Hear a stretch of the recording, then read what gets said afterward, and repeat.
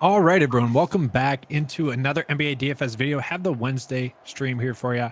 Both myself and Chuck are going to be breaking down this slate for you guys. We're going to start off with kind of just a preview, touching on some injuries. Then we'll get into the guards, forwards, centers, touch on the core plays.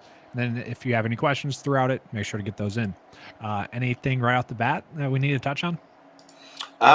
Just a lot of injury news today. These slates have been getting really difficult close to the All-Star break, and Yep. so late news is going to be everything today. Yep. And I don't think we're really expecting like trades necessarily. It's more or Yeah, less players that could potentially be traded and are just sitting out randomly. yeah. A lot of rumors flying today. It's fun. It is fun for the rumor mill, and it keeps Yeah, NBA fresh, that's for sure. yeah, So I mean, do we want to start kind of with the Mavericks, just given the fact that Luka's still out and Kyrie might be playing? It seems like. yeah. They made it seem like Kyrie and I think someone else was going to make their Mavs debut today too. Markieff Morris. He might not Yep. matter that much, but No. affect the rotation, I guess. Let's take a look at the Mavs. Yeah, I'm looking at right now. Kyrie's obviously going to be low owned because he's 1% and 3% because he's really high priced. We just don't know what to expect from him. And I personally could see Kyrie kind of taking a backseat, at least for the first game, at least while he's getting acclimated to Dallas.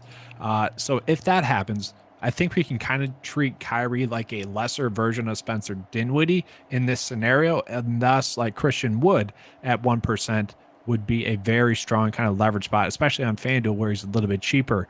That's kind of my initial thoughts. I'm curious as to what yours are. Um, so looking at the price, I would have been interested in getting to Kyrie Irving today, but 10,600 on DraftKings. It's really hard to get there, especially we have a couple value plays at point guard, and Jordan Poole is going to be a pretty big piece of what we're doing. Mm-hmm. But I am interested in getting to Kyrie. Like Luka's going to be out tonight. It's the Clippers. It's a tough team, and so like Mavericks were competing last time. I don't know if they're going to compete tonight, but Yep. Yeah, that was I'm kind of strange. Yeah. yeah. What price point would you play him at? I'm curious. Like Well, it's really like feel good about it. if Kyrie was 8,500, I'd probably have him in a majority of my lineups. Okay. And so, like, if he was closer to 9K, I'd play him definitely more than the 3%. But Mm-hmm. 9,800, it's tough to get to. On FanDuel, I'm still going to take some shots. And then, like you mentioned, Christian Wood, too. I think he's going to look pretty good. He had a terrible game last time. Mm-hmm. But I'm still going to have a little bit of interest there. Yeah, and to me, I kind of took that as a situation in which he was just like the guy, and that wasn't a good look, pretty Mhm. much. Where if he has someone else, it's gonna take some of that load off. Yeah, we'll have to see what the chemistry is like, how they work together. But Mm-hmm. I mean, they want to try to win tonight, so I think that they're going to run Kyrie out. They know he can play 40 minutes, so if Yep. he, I mean, it's kind of like everyone has such a low usage rate next to Luca. I would expect similar next to Kyrie, but probably Yes, better, hopefully. exactly. Yep. Hmm. And then I would say the next one we can start off with is going to be Miami, just a little bit earlier of a game. Nothing too crazy in that game for the most part. Kyle Lowry, Victor Oladipo out. Does anyone really spike your interest with that? I mean, Tyler Hero still pulling in pretty high ownership at 22% and 31%. Pretty cheap, given how well he's played. Recently, Bam's relatively high owned, and same with Jimmy Butler. Jimmy Butler's actually appealing, I think, at 8.1 on DraftKings this slate, finally at a good price tag. Anyone that you're pulling in, maybe more than the field, or what are your kind of thoughts here? I actually have four Heat players in my top eight exposed guys right now. Okay. Max Strus, Bam Adebayo, Tyler Harrow, and then Jimmy Butler. And then I still have a bunch of Gabe Vincent a little bit further down. I think the reason for Strus and Gabe Vincent is because we don't have that much value yet. We will Yep. later, so they shouldn't be that big of a piece of the ownerships later.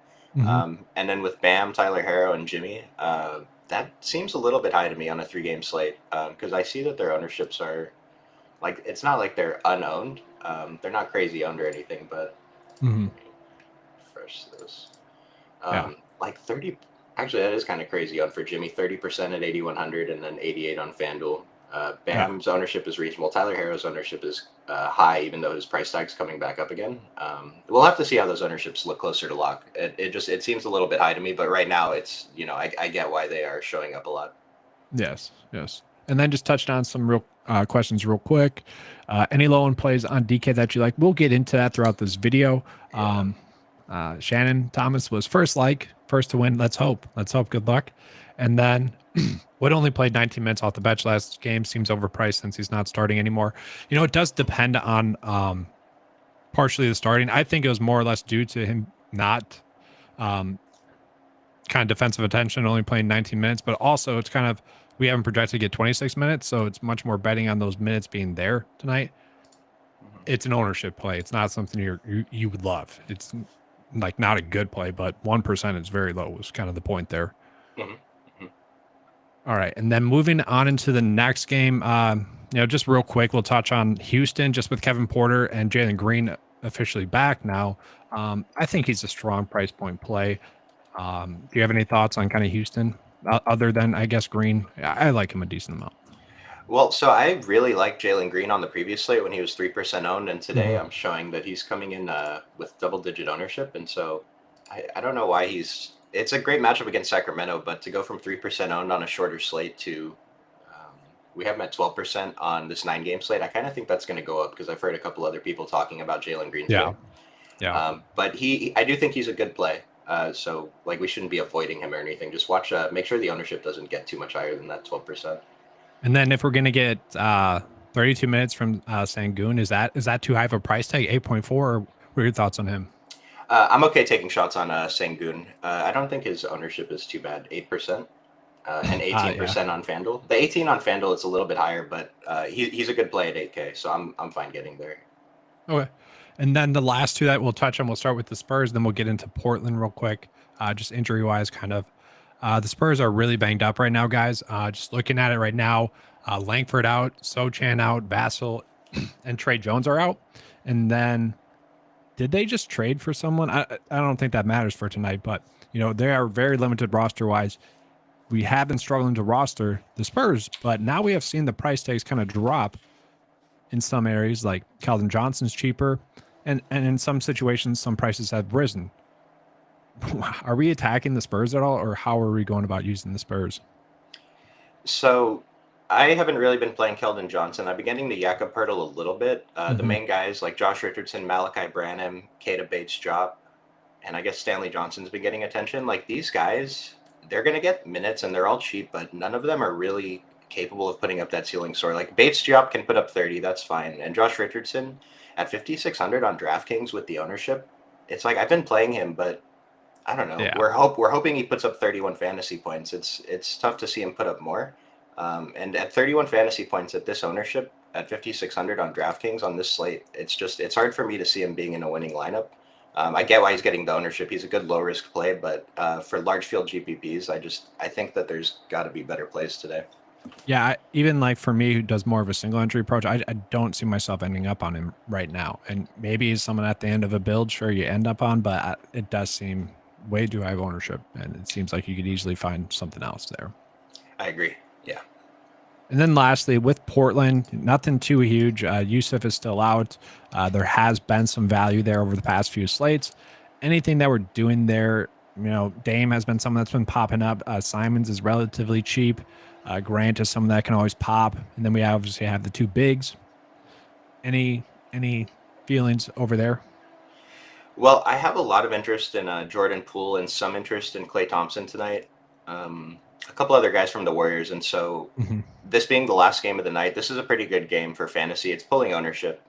But so because I'm going to have a couple of the Warriors, I do like Dame. I do like Anthony Simons. And Josh Hart has been playing well, and the minutes are okay. I'd rather get to Josh Hart at 5,800 than Josh Richardson at 5,600. I just think he has a better chance of putting up a ceiling score. And then with Drew Eubanks and Trendon Watford on Portland, they've been splitting minutes, so it's pretty tough to get to either of them. But they should still be in your pool. They're decent value plays for now. Yeah, especially if you're trying to attack that game, it makes sense. Yeah.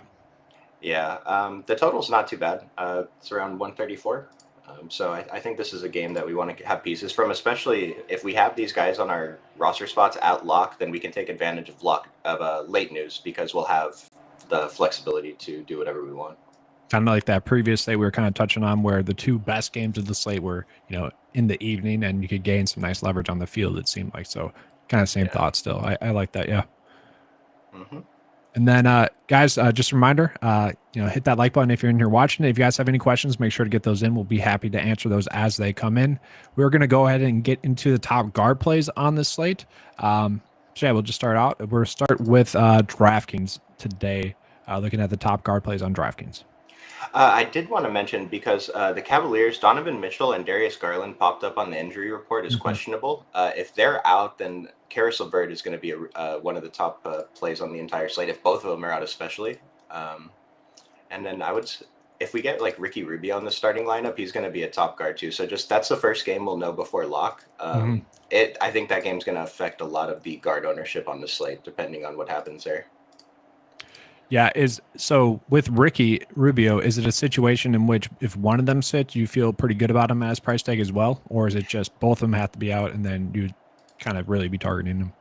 No, if one of them is out, well, I don't know that we've seen Darius out that much with Donovan. We've mostly seen Donovan Mhm. out with Darius in, and so I'm pretty sure Karis LeVert is going to be one of the top plays if Donovan sits. And Yep. then with Ricky Rubio, if he's coming off the bench and we're only expecting 22 to 24 minutes, I think that's kind of high even. But he might be an okay play at the 4K on DraftKings.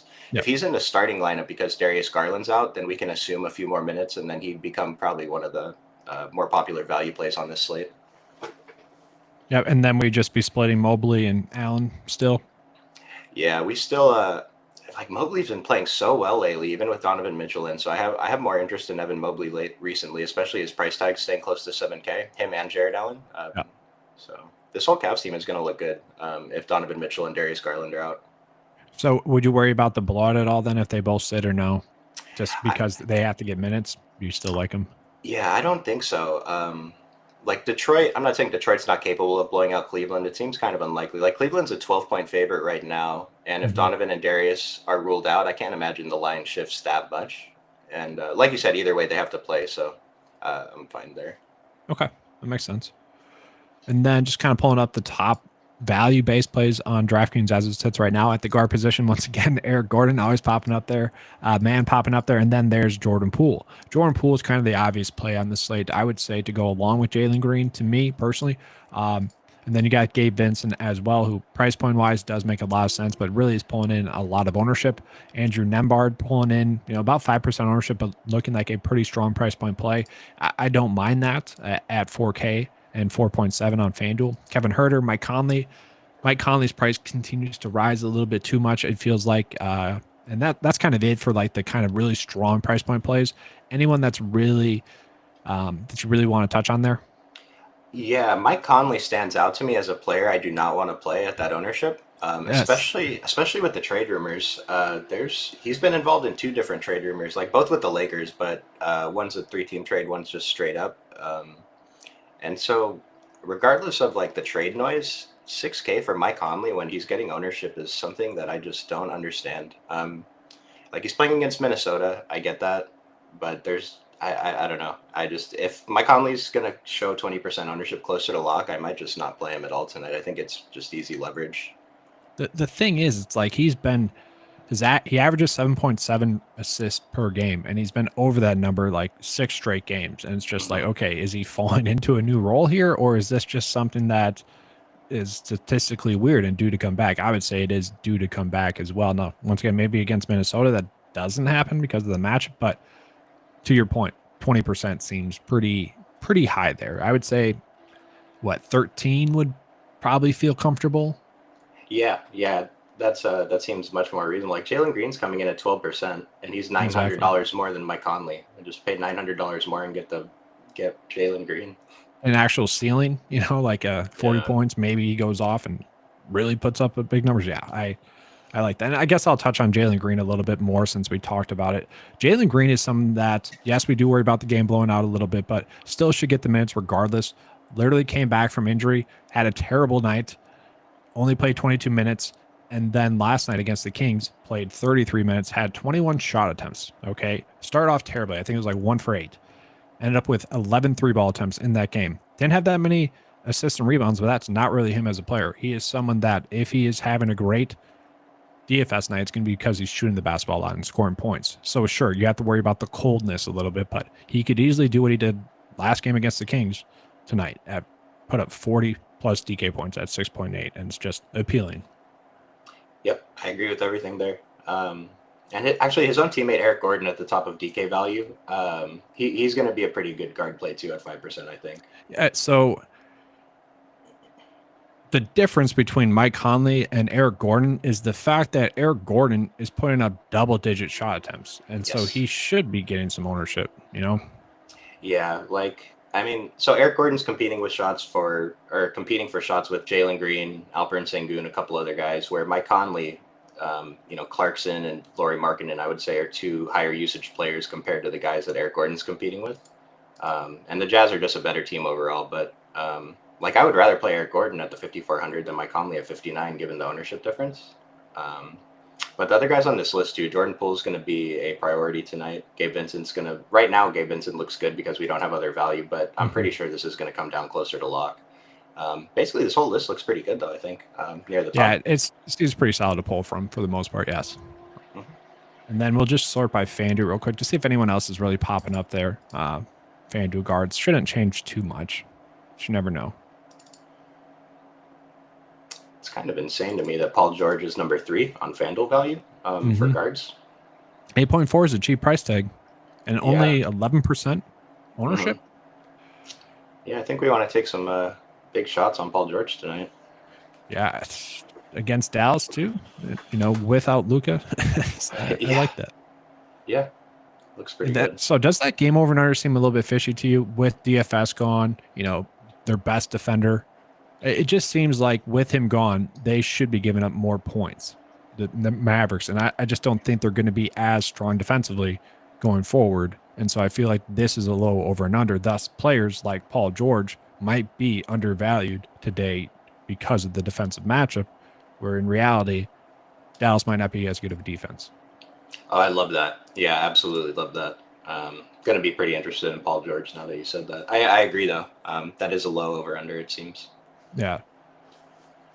Then looking at like Caleb Martin popping up there on FanDuel a little bit more so, same price as he is on DraftKings. So, it kind of makes sense why he'd be popping up there with that current injury news that we're getting. Mm-hmm. And then De'Aaron Fox, just too high price now. He was someone we liked on the last couple of slates, but now he's above 9K, especially on DraftKings. Probably not playing him. Yeah, as a 2% play, like if you want to get to him at 4 or 5% and you're 150, then even at the 9K, I think De'Aaron Fox is still fine since he's coming in with such low ownership and it's a great matchup against Houston. But nothing more than just a deep tournament shot. Okay, let's just talk about Clay and Jordan Poole real quick. We kind of mentioned in passing a couple of times. Just kind of re-explain why it's a good play. Obviously, both really benefit with Curry off the court per 36. Is it just one of those situations where Curry's out, we just need to play both of them, or maybe just only Jordan Poole, or kind of where you're looking at there? So Jordan Poole, we're showing 35% on DraftKings, 16% on FanDuel, 7,100 on DraftKings, and 7,600 on FanDuel. I think those prices are both great on DraftKings. The 7,100, it's just, I talked about this with Kyrie on making a decision. 7,100 isn't enough where we have to make a decision. Like, I think we just play a lot of Jordan Poole. The thing I really liked was he dished out a lot of assists last game. He was really passy, and then he started hitting shots, and so he put up that score. I would expect the same tonight. It's a great matchup against Portland. And then Klay Thompson at 3% and 1% ownership, he's not that expensive. And I know he, excuse me, I know he had to hit a lot of threes to get to that score last night, but he's Klay Thompson. The over-under for his threes made today is 4.5. If he hits 5 threes, that's already a pretty good starting point to getting to, I don't know, I guess he has to probably put up 50 fantasy points at this price. But, a player that's capable of doing that, Klay Thompson, and it's the last game of the night, he's going to come in with no ownership. And so I think Jordan Poole is very clearly a top play, at least on DraftKings. And then Klay Thompson is a really good 1% tournament play, but he's not, I don't think he should be core like he was last time just because the price is, it's a little bit too high. I mean, the appealing part, multiple position eligibility. And like you said, can get hot shooting the 3 ball. You look at his 3 of his last 5 games, had 16, 14, and 14. In 3 of the games, and then 2 for 6, 2 for 7, 2 games in which he wasn't shooting the basketball well. So it's pretty clearly if he's having a hot night shooting, probably going to chuck. And if he does, you can expect 45, 45, 41. If not, he's going to hurt our builds. But that's NBA DFS right there. Yep. So with that, let's go ahead and just I guess we'll sort by OF index real quick, and then get into the forward plays. And so looking at it like OF index wise, the top plays. Lillard, Ball, Paul George, Fox, Harden, Edwards, Van Fleet, Mitchell, currently Poole.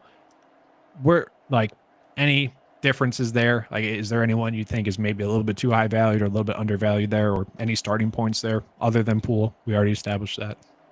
Well, with Poole, I just want to point out that he's not that high on the OF index, but look at his price compared to the guys around him. Yes. And so he is a great play. And then from the guys above him, Fred VanVleet, I still want to get to Fred VanVleet against the San Antonio team. The ownership's reasonable. Anthony Edwards is a little too expensive. I think James Harden's price is probably correct, but it's really hard to want to pay that 9,800 for him. And then you talked about De'Aaron Fox and Paul George already. Like, these guys are all decent tournament plays. LaMelo, I think, might be someone that we want to get to a little bit more, and that's reflecting ownership. Same with Dame. Yep, it's just lower owned. Yep. All right, so let's see if we have any questions here real quick. Sabonis lock. We'll see. Clay birthday too. Okay, that is very interesting. Okay. Actually, the two narratives that I like are like when someone has a lot of fans there. That's one of them. And then the other one is birthday narratives for NBA. Those are the two that I like. Yeah, I feel like I like it even more because it's Clay specifically. He has so much fun that how's he not going to try to drop 100 on his birthday? Exactly. He's got to show up LeBron from last night too. Yeah, right. Oh, good luck with that. Draymond at 5 ? He's okay. How's Draymond looking in the model? I mean, he looks all right. 6,500 on DraftKings at 12% ownership. Seems more than reasonable for Draymond. I always kind of mention shoulder shrug plays. To me, he's been the ultimate shoulder shrug play for about a month, where he's been softly priced. You know you're going to get around 35 DK points or so. If you end up on him, you're feeling pretty good about it. Maybe not someone in GPPs. Maybe, we probably have to get like 46 out of him to really have a chance to take down GPP. Where in cash, like, we're happy with 30, 35. Yeah. I mean, he's a good play. We'll see. We'll have to see who we have closer to lock with the other guys sitting out. But I think Draymond's fine tonight. Yeah.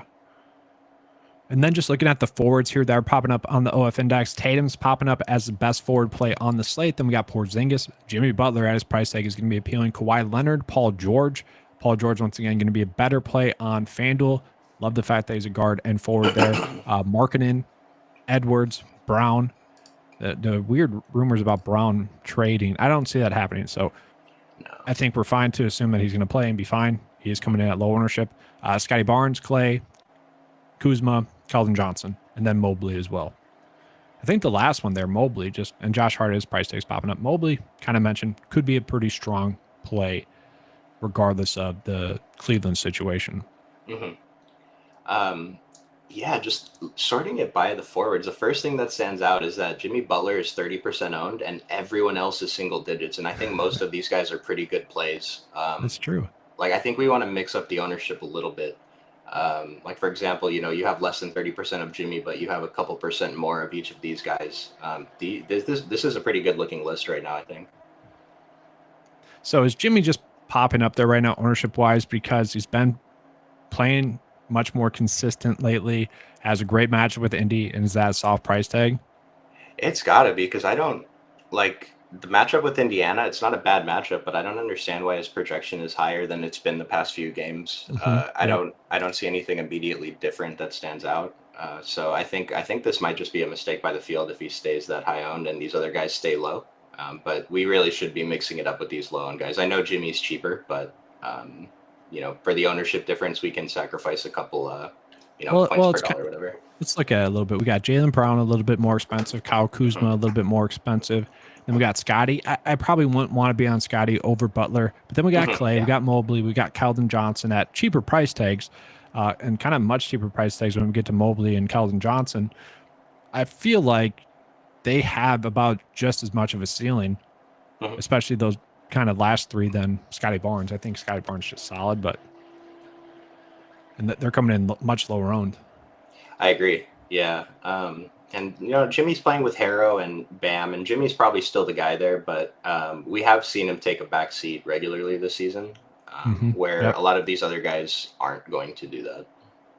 Exactly. Then just looking at the best values here. Once again, Martin, multiple position eligibility there. Al Horford, gosh, Al Horford always pops up. It's kind of crazy. Kyle Anderson as well. Josh Hart as well. Kelly Olynyk now, Jaden McDaniels, Jonathan Kuminga. That's a little bit shocking there. Pretty cheap on DraftKings. Eric Gordon got popping up. Any thoughts on those guys like Horford, Kyle Anderson? It's kind of crazy to me that, especially Horford, he's some that one we consistently have seen his price drop, but he's consistently popping up here. Yeah, so the thing that surprises me about Horford today is how low his ownership is. I would have expected it to be a little bit higher, but I personally dislike playing Horford, especially when Robert Williams is in. I'd rather just play Robert Williams. Like if you look at when Robert Williams is in, it's been really difficult for Al Horford to put up a tournament winning score. I usually just cross him out. But I think Robert Williams is a good play. I don't know if he had, yeah, he's center only on DraftKings. Yep. But he is currently questionable, was downgraded. Okay, yeah. If Robert Williams is out, then Al Horford's going to look much better. But he's not a guy like don't rush to get to Al Horford just because Robert Williams is out. Because we've seen Al Horford a lot without Robert Williams, and he's not a guaranteed smash play. Yep, I agree with that. I like that, but obviously much more appealing if Williams is out than if Williams is active. The other guy on this list too that's saying out Kelly Olynyk at this higher ownership. He was 4,100 last slate, I think, and he was super chalk. He had a bad game, and it looks like people are going to go right back to him, which is fine as long as that starting lineup stays the same. But like Josh Hart, I don't really want to get to Kyle Anderson that much with everyone healthy. But Josh Hart, even Jonathan Kuminga, Eric Gordon, these other mid-range forwards look pretty good on this list too. Yeah, I feel like we can't like really. I kind of like Eric Gordon, I guess, the most. I feel like we can't really. Or I can't really see anyone really break in the slate in terms of where they're currently priced, except for like Eric Gordon. I was going to say Caleb Martin might hit 6 threes again, but like he seems to do that once a month. I mentioned I had a bunch of heat in my lineups, and Caleb Martin wasn't showing up, but he's showing up at the top of value, so I might have to adjust that. But the 4,800 is a little bit expensive. 26% for Caleb Martin on FanDuel is way too high of ownership. That's going to come down, but if it stays that near lock, I think we just avoid the situation completely.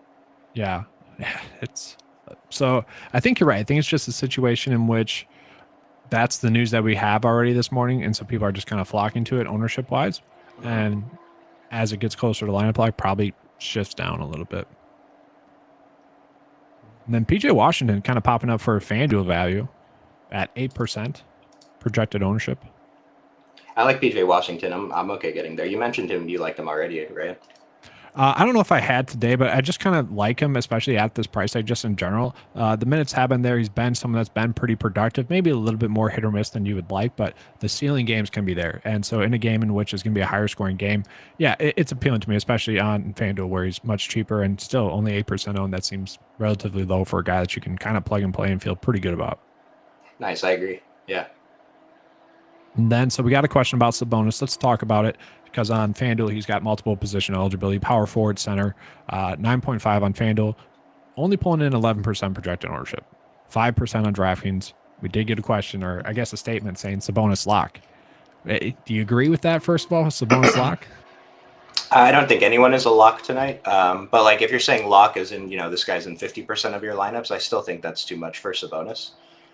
Just a 9,500 guy. I guess he's 10-3 on DraftKings that he's had a difficult time putting up 60. Like we know that he can probably get to 50, but if we're hoping Sabonis puts up, 55 at 10-3, I think there's better plays.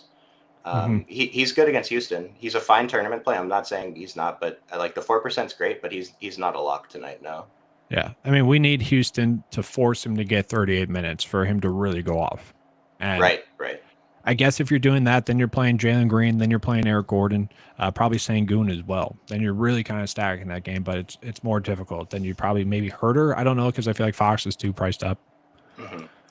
It kind of becomes much more difficult if you are locking in Sabonis. Yeah.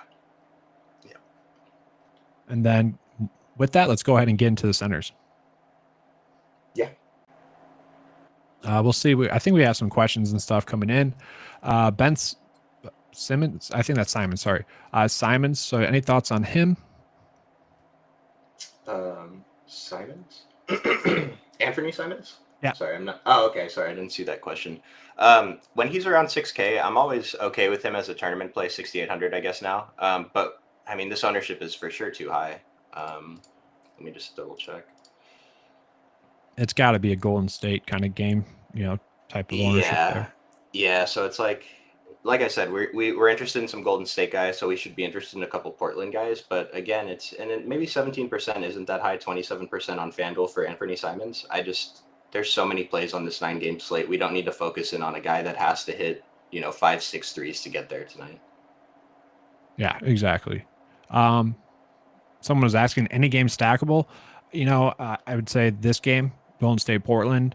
And I kind of somewhat talked myself into a little bit of a stack there with the Kings Houston one. I actually don't mind that one, but that'd be much more one I'm doing on FanDuel, not DraftKings, because Sabonis is just too high priced there. Any other games that you would see stackable? I know you typically don't like to do that. Um, there's not really a game where there's a player on both teams that is a part of my core. I think not yet, anyway. Yep. And so, just looking at it, you mentioned the Sacramento Houston game. That's probably the second best one, I think, after Golden State and Portland.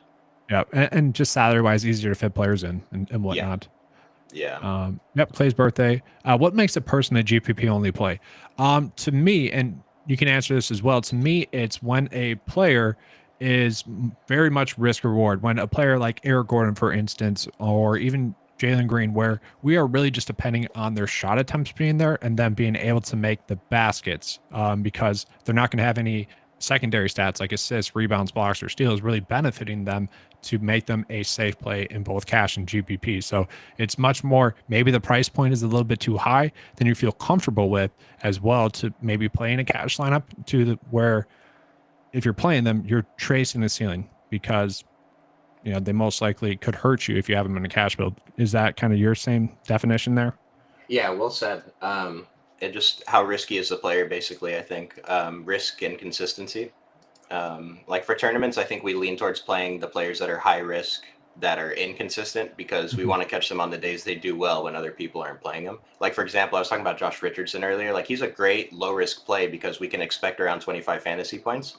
Mhm. But for him to put up 35 fantasy points, it's not going to happen that often. So I think he's a worse GPP play.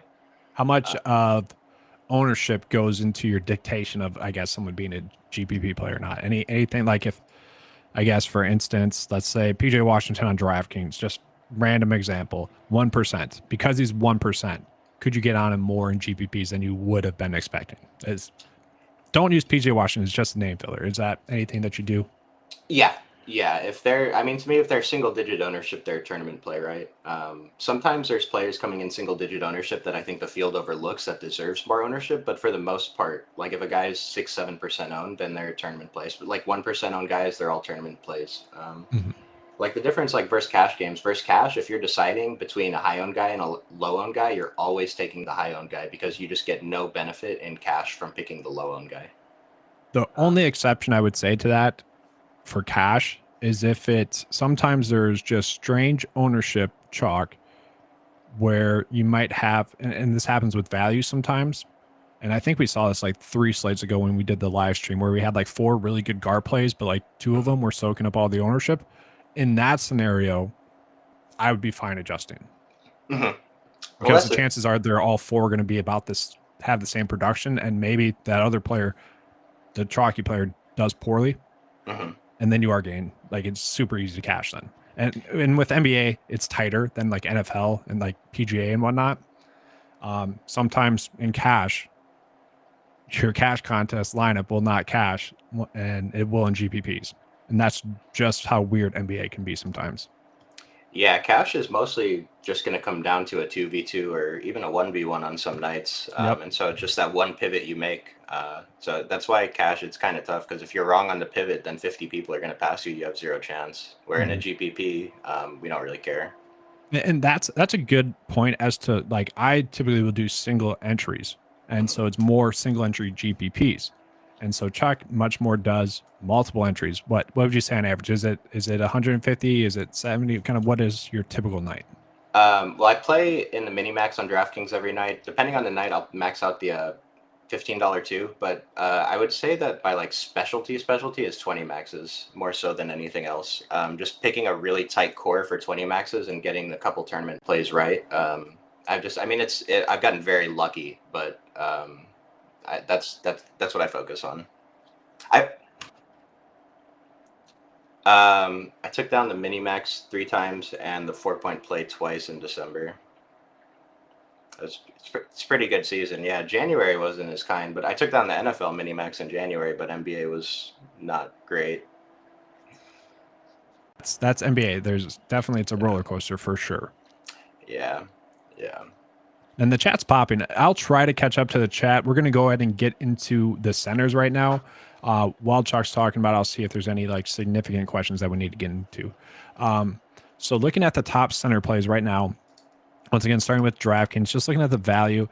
Horford, we already mentioned. I feel like the top three we already mentioned. So the next one is going to be Walker Kessler, Gafford, Jabari Smith. We already mentioned Robert Williams. I guess I feel like the value that we're getting on this slate is at the guards. Do you see any really good center value based plays here that you like? I need to play. That I need to play, no.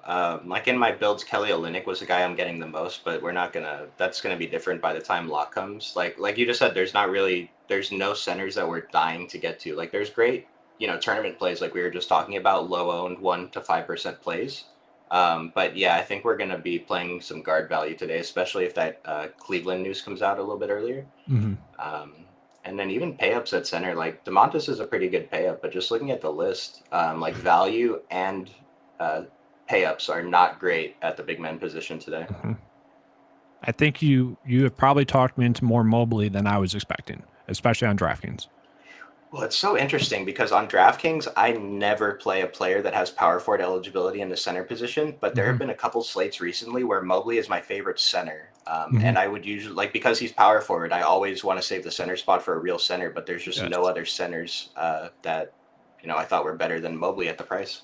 You can kind of cheat and get 3 centers typically with Mobley at power forward. Yeah, exactly. That's what I usually try to do. But yeah, like so far, just looking at my lineups, like usually I have a center. I try to make sure I have center or point guard in utility, and it's all it's all Jordan Poole because he's the last game, but it looks like it's point guard tonight. All right, so I got to ask about Gobert in Utah. Last time against Utah in Utah, 39 points. Coming off of a terrible night in which I don't know how much prize picks you play, but I would say he was the single reason as to why the prop for Jokic did not hit last night, because Gobert chose to not show up at all. Only played 19 minutes. He actually only played 18 minutes the last game as well, but Minnesota got blown out. Okay. They've gotten blown out 2 straight games. Can we play Gobert at all at 6.7 going against Utah at Utah? So there is the revenge narrative, right? But I am so down on Rudy Gobert right now. It's really hard for me to force him into my lineups. I'm not really getting him that much now. I'm 4%. So did he? I think it's a little mixture of both. He's been a little bit banged up. The game was a blowout. Only played 19 and 18 minutes the last 2 games. Is it a mixture of both, or do you see it as one or the other?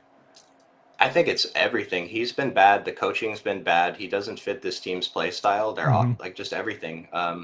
I think it's terrible that he's on this franchise because he's killing Anthony Edwards. Anthony Edwards needs that lane to do work, and Rudy Gobert clogs it without giving additional benefit. Like, he's great on defense, sure, but we haven't really even seen that great defense this year. He's not in the top 5, so. Yes. And so like kind of with that, I was trying to get to, can we play Garza or Reed at all if he's going to be limited? I know Garza's got him run because of the blowouts a little bit, not really. Is it just to stay away? I was trying to find some value here.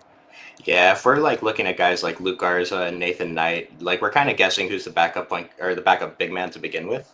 And then can you see how many minutes Naz Reid played yesterday? I know he didn't start the second half after starting the game. Yeah, he only played 12 and 15 the last 2, which seems random in those type of games. Yeah, especially that he started yesterday, and then I'm guessing he didn't even get in the second half if he only played 12 minutes. So we might. Yeah, well, they pulled their starters very early. Oh, okay. Okay. Like, I think they played like 3 minutes maybe in the third. Okay. I wasn't really paying attention yesterday. I was at the Lakers game watching LeBron. I saw that. Break that was record. awesome. Yeah, it was super fun. It's awesome. Any cool stories about that? Yeah, I bought a Lexus Club ticket thinking that it got me into the arena, and then I got to the door and they said this is not an admission ticket. So I had to buy a ticket on my phone, and it took like 20 minutes to deliver. So I missed the first quarter, but I saw the shot. That's all I care about. Actually, it ended up being 120 plus $60 and $40 in convenient fees. I think it came out to 166 for a decent nosebleed seats on the corner sideline. So I thought it was a good deal given what it was. For real, for the situation, that seems really good. Yeah, and I got this cool T-shirt that says I was a witness. So Really, yeah, most expensive T-shirt I've ever had. That's pretty cool. Yeah, Jeez. Yeah, I love stuff like that. It's just so Was fun. it a rough morning then, or is it just you're good to go? Oh, I'm good to go. Yeah, good to go.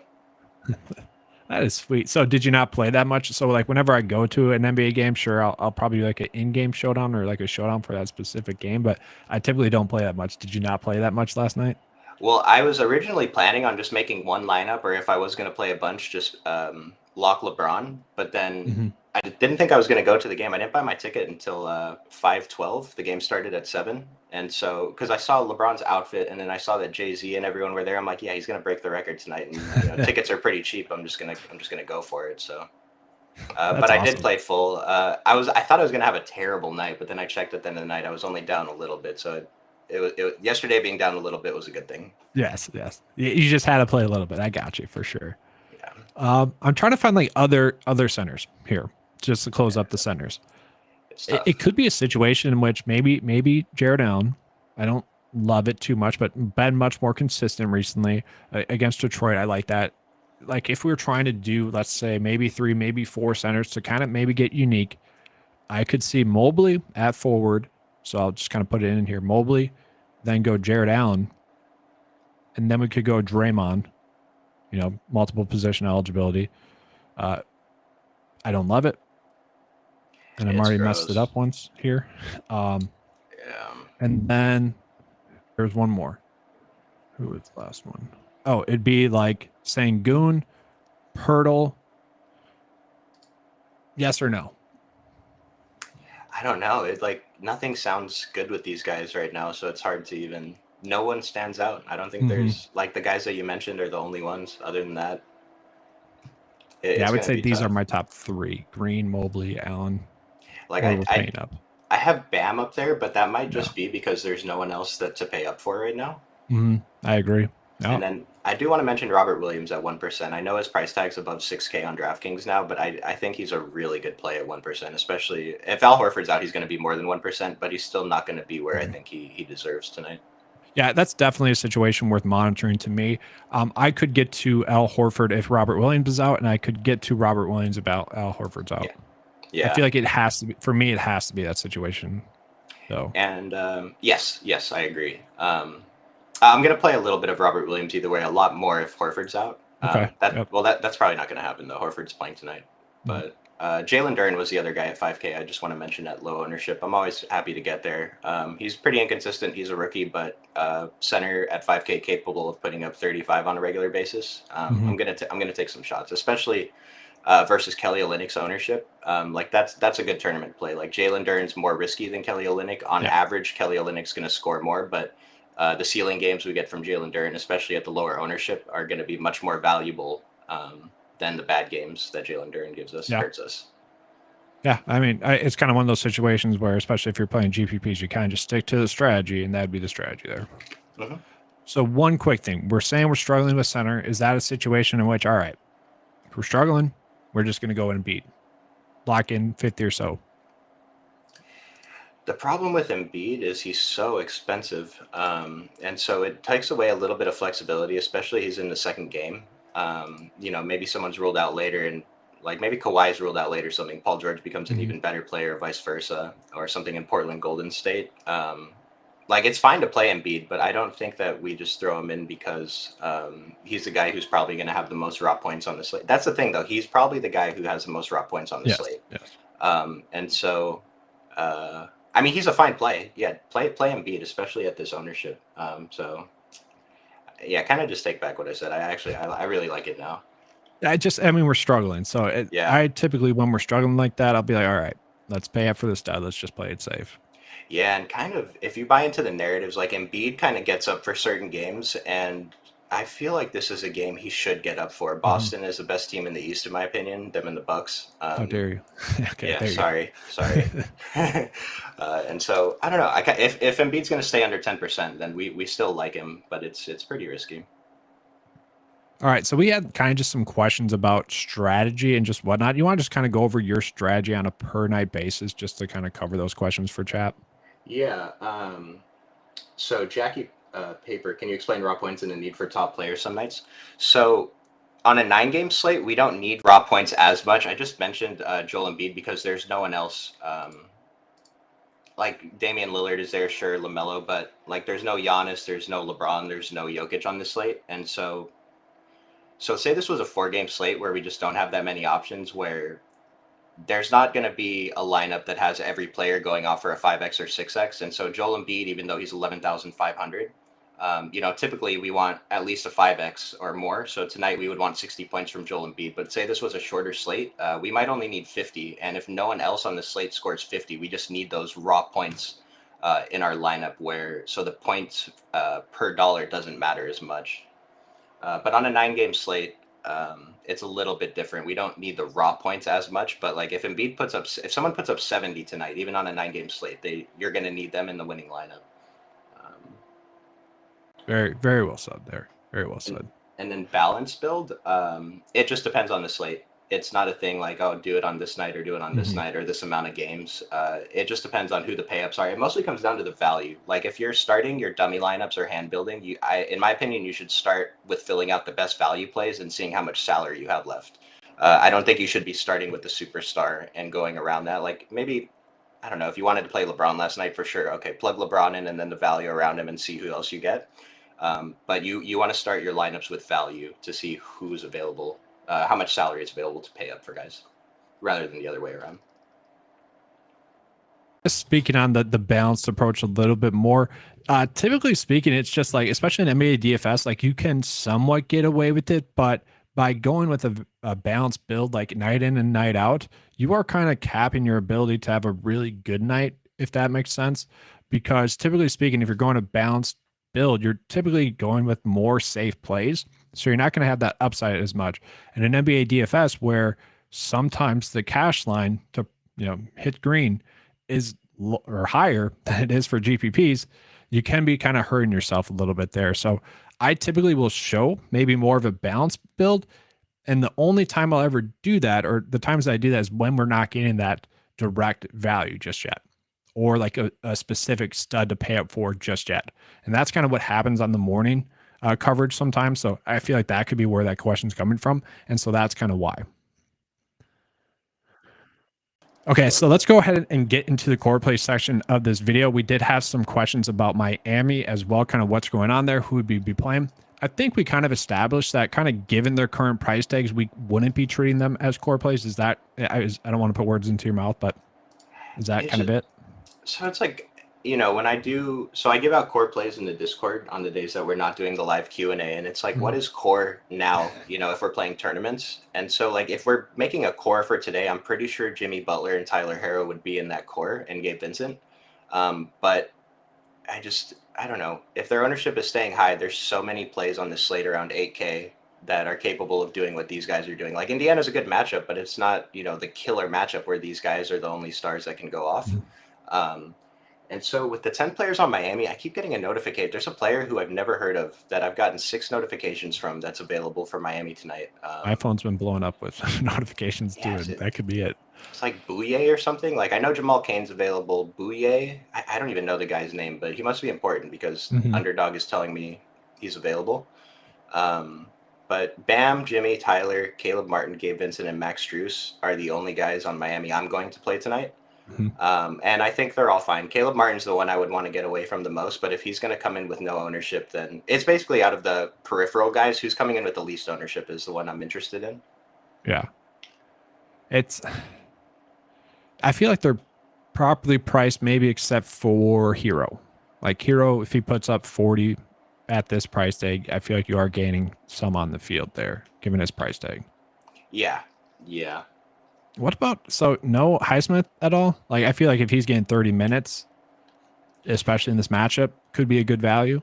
To me, that was kind of like, all right, If it's a blowout, still should get the minutes. If it's close, still probably going to get some minutes. I guess I should just look at how many minutes we have him projected to get. 28. That's not a bad projection. I just think with Highsmith, he's coming in and with ownership, he's I 3,300, didn't so see he that, doesn't, yeah. so he doesn't have to do much. But I don't know. I really dislike playing the chalky min price guys. Yeah, that makes sense.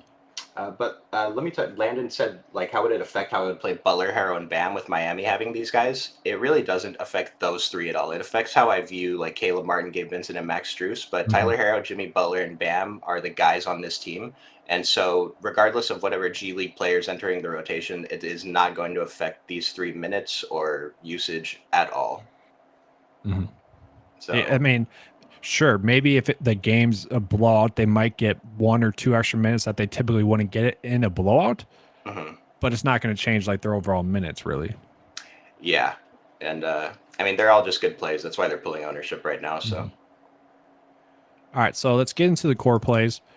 Is Evan Mobley a core play tonight on this slate where we don't have great centers? Or Jared Allen? I guess I should kind of do that. And I know you just said you don't like using the core plays tag, but yes. So I'm running a new run right now to see if maybe something changed.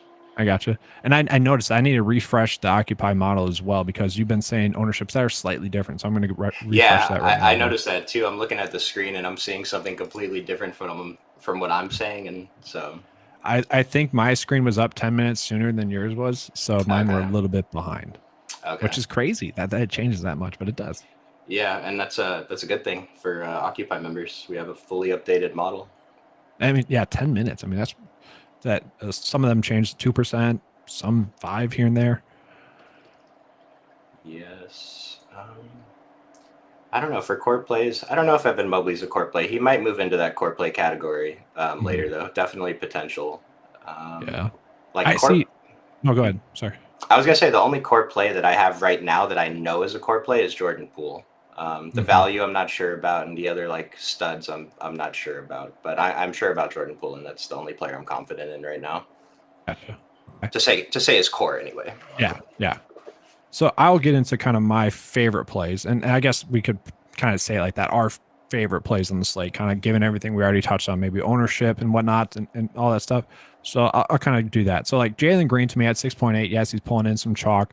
I like his ceiling. I like his upside. He's going to get the shot attempts, going to get, probably 20 shot attempts as long as the game stays close. And to me, that's really what we're banking on is the game staying close.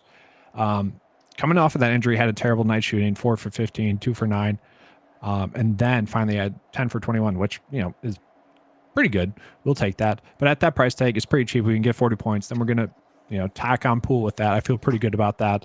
I will be using Mobley, I think, as kind of a core play. Once again, I'm much more of a single entry GPP type of player. So I'm fine kind of, maybe sacrificing somewhat of an upside for a little bit more safety. I actually don't mind Jared Allen tonight as well. We are not getting that great of center plays, as we mentioned. I'd be fine going with these 4. And then to me, kind of secondary options, I do like Klay Thompson. In that matchup, we're betting on him not being cold shooting the basketball. If he's hot, going to be a strong play. If he's cold, oh well, wouldn't have been a good night anyways. Then GPP-wise is pretty much the way I look at it. We'll get him next time. And then slightly Draymond Green. Slightly. Just if we're using, Poole and Klay to have like good night shooting, well, I would assume that Green would also be getting some assists then. Yeah, there's a positive correlation with them. But that's kind of it for me. What I was going to mention with Mobley is I didn't think he had an upside, but recently he's showing me I was very wrong because he has that upside. And if Donovan is out, he would actually become, and he would be my second core piece, I think, after Jordan Poole. Yeah, so let's just touch on that. If 1 or 2 of those Cleveland guards are out, is it LeVert just core play then as price tag, right? Yeah, Karis LeVert would be the core play tonight. And it's like we mentioned it sucks playing Karis LeVert because he could put up 12 or 40. But it's like when he puts up 40, it helps us much more than when he hurts us by having a bad game. Yeah, and I kind of mentioned that with Klay. It's like the thought process is correct, where if he has good night shooting, you are going to benefit so much more. like you're going to have bad nights. Those are going to happen. But if you bet on someone having a good night shooting, at least you're making an educated decision. That's basically the same thing with Levert there at a much cheaper price tag. And then I would say Rubio. To me, I feel like Rubio would just be I'm playing a lot of him if those two are out, because at that price tag, if we get maybe 3 more minutes, he is a veteran. They don't like to give Kevin Love a lot of minutes. He's probably not going to get that many more minutes, but maybe a little bit more usage. I think we could lock in 27 points. I would like that. I actually just noticed Chetty Osman too, along the lines of Ricky Rubio. Both of them, I think, are going to be pretty good. They both have to pick up the slack in ball handling, even if only one of Donovan or Darius is out. But if both are out, then I think both are very good plays. Yeah, this would probably be the move, actually, now that you're saying that. More so than Ricky. We'll see a starting lineup, but it might be a situation we might be able to play both. I'm not sure. Mm-hmm. Dang. Oh, man. Yeah, it's disgusting. Then I have 5 Cleveland players. It's gross. Yeah, which is fine. They're cheap, but you'll be unique. I actually want it. I want it. I'm cheering for Garland and Mitchell to sit now. I need that now because it would be fun. Let's see. We don't have any more questions here, so let's kind of just get into the final thoughts of this video.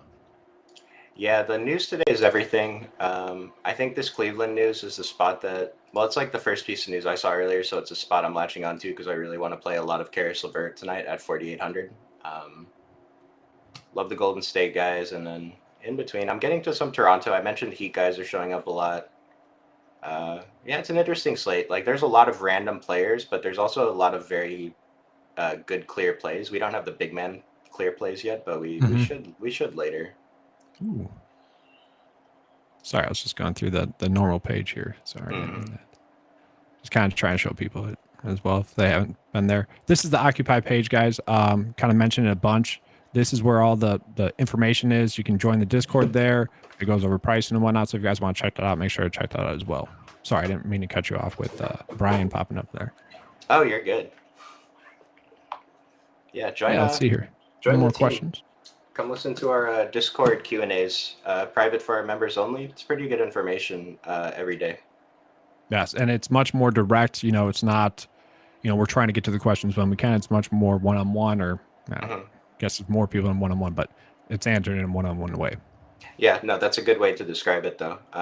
It's a good community. We're all contributing. It's not just me or Jayhawk who helps out with the Q&A. So that's the biggest thing.